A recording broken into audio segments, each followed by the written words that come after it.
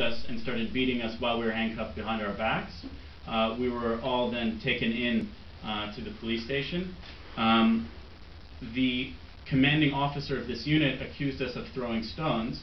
And to give you an idea of how bogus this charge was, in the testimony, the official testimony which he gave the police, he said, they asked him, when were these people throwing stones? And he said, I clearly saw them throwing stones at 3 o'clock, and I know, I was looking at my watch. And the report has us arrested at 2 o'clock in the afternoon.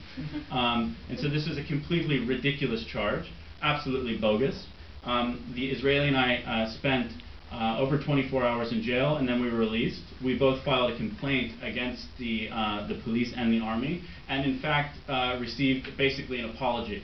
The Special Bureau of Investigating Army Violations, whatever it's called, looked at the facts and said, yes, you're right, this was, we were, you were out of line, they were out of line, all of this kind of stuff, and we got an apology. The file that concerned the whole episode also included the Palestinian.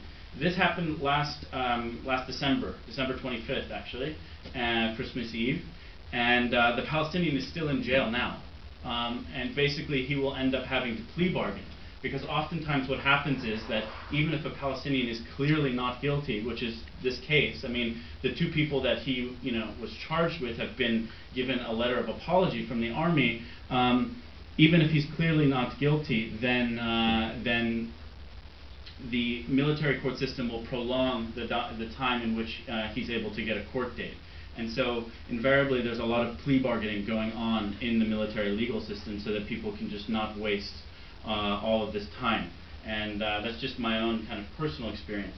And so what you see in this picture is that you have a violent handling of the demonstrations themselves, actually killing people.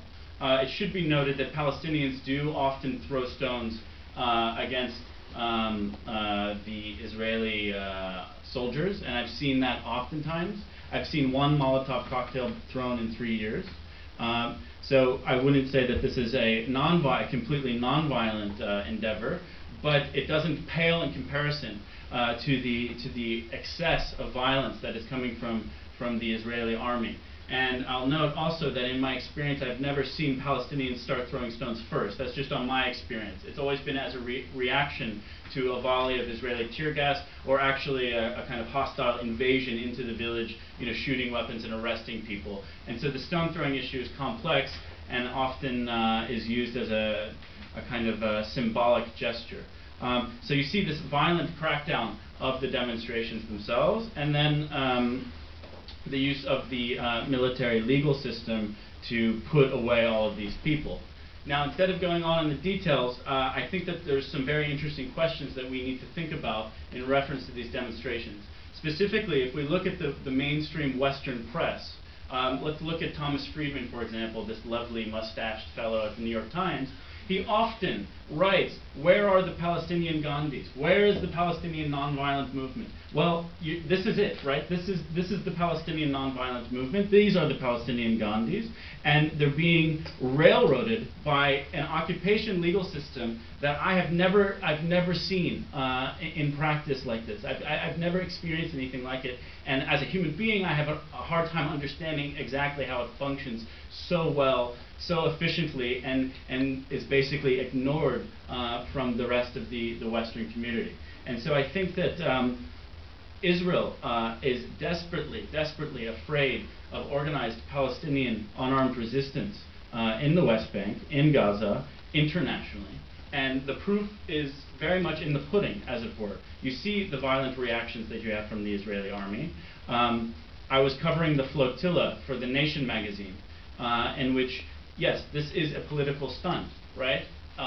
It's a political stunt that was run by people that weren't, I would say, terribly organized, but it highlighted, again, this hysterical reaction that Israel has to instances of nonviolent, unarmed resistance to its occupation, right? This isn't necessarily on the topic of Palestinian prisoners, but I think it absolutely is necessary to discuss. The internationalization of the Palestinian struggle, of the Palestinian nonviolent struggle, is very much seen in the boycott, divestment, and sanction movement, which is incredibly powerful here in the UK. the Israelis and many in Israeli society would often say that this is a movement that doesn't have that much power, that this is a movement that's not effective. Israel is a strong economy and a strong army and it doesn't need to worry about these activists. And this was proven completely incorrect this summer when the Israeli parliament passed what is called the anti-boycott law. And this will be especially excellent. What we're about to do right now is going to be awesome for this camera right here, okay? Because let's just get ready for this. This is going to be great. So, the anti-boycott law is as follows. Israeli citizens are not allowed to publicly support boycott, right? If they call for boycott in an international forum or in Israel, in any sort of public area, they can be held liable for financial damages in civil courts. So what does this mean? This means that if I say to you as an Israeli citizen here at SOAD, what you're seeing is unarmed resistance. What you're seeing is the fact that it's effective because Israel has gone to such lengths to crush it. It's created a system and it is using a system and perpetuating a system that is beyond belief for a Western democracy to do, and so it shows how effective it is. And we know what Palestinian violent resistance looks like. We know that Palestinian terror can cost many, many lives, and therefore, as internationals, as observers, we should support non-violent initiatives like the boycott. In my opinion, the boycott is the most effective means of applying outside pressure on Israel to stop the violations which we've seen. Now, if I say that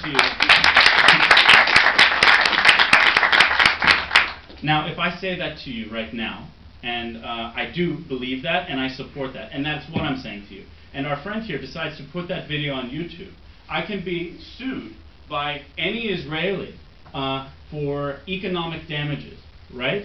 Now that means that, I mean, it's so crazy. It's just fun to talk about it because it's so crazy. That means that they don't. An Israeli in Hebron could come and say, Joseph Dana was talking to a bunch of radicals in SOAS, and he supported the boycott, and I'm losing money in my settlement. They're no longer buying tomatoes from Hebron in the UK, and therefore I'm going to sue him. He does not have to prove that I actually damaged him financially. He only has to prove that I intended to damage him financially, right? This is law in Israel right now. As an American citizen, I've never experienced such a silencing of speech and expression in my entire life, and it makes me feel kind of weird, to be honest. I don't know how to negotiate it. Now, in practice, the law has not been tested. It came out, it was passed this summer. But on a civil society, you know, I'm part of a website called 972. We started a collective kind of blogging magazine. We've gotten a lot of prominence. I write a lot about these issues on 972. When this law was passed, we were in the midst of having a very open debate about the boycott, about the cultural boycott, about the academic boycott. I was writing for the boycott. I was trying to explain the positions of why I think that this is an important non-violent measure, and there were others, many others on the site who were writing against it. Now we have self-censored because as a startup project with very little money, we would be shut down if anyone brought a lawsuit against us. So we no longer have a debate on the boycott because we made a decision that if only one side can be heard, it's not a valid debate. And the law is so specific that even if I was to write a piece about Israeli, I don't know, water sports or something, and someone in the comments on that piece online was to say support a boycott of Israeli water sports, I could be held accountable for that comment. And so this is what's going on, right? This is the reaction inside of Israel to Palestinian nonviolent movements, right? The boycott is very effective, but it's just one piece of a greater strategy, a greater program of highlighting what, and this is kind of the core issue that I wanted to discuss, of highlighting the fact that the Israeli-Palestinian conflict at this point is about rights, and it's about civil rights, and it's about the deprivation of rights and occupation. For so long, the Western community has adopted effectively the Israeli discourse when analyzing the conflict, which is that it's about peace and security. Yes, it is about peace and security, but the peace and security discourse assumes that we're dealing with two players of some sort of symmetric equal value. We're not. We're dealing with one player that is occupying another player, and that is basically engaged in a situation of deprivation of human and civil rights.